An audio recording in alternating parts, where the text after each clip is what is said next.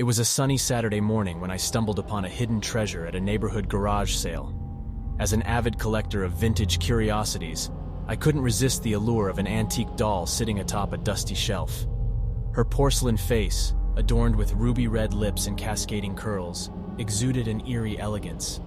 I felt an inexplicable connection to her, as if she beckoned me to bring her home. The elderly woman running the sale eyed me curiously as I picked up the doll.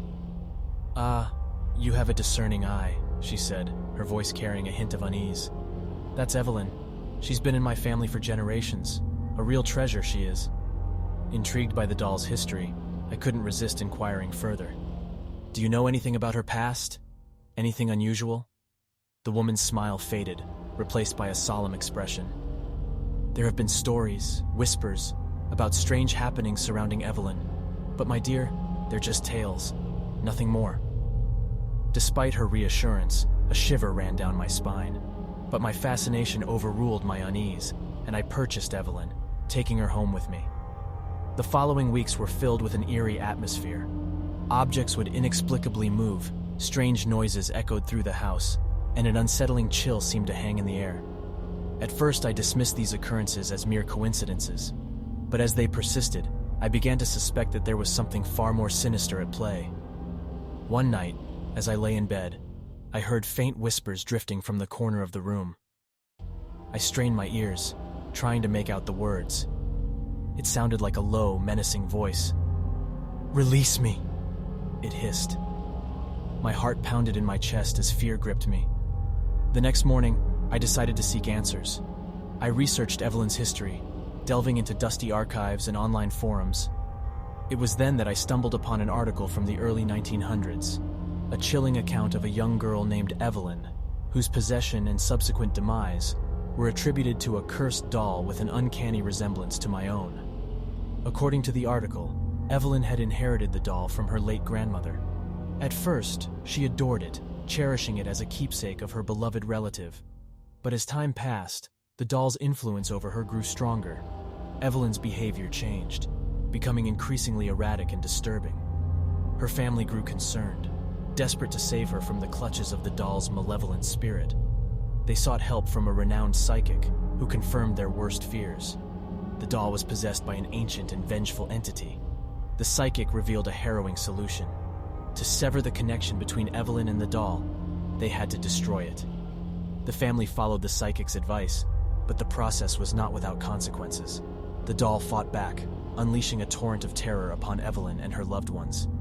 In the end, the doll was destroyed, but Evelyn's life had been irreparably shattered. As I read the account, a sense of dread washed over me. Could this be the same Evelyn? Was the doll I possessed the vessel of that same malevolent entity? Determined to free myself from this sinister presence, I reached out to paranormal investigators.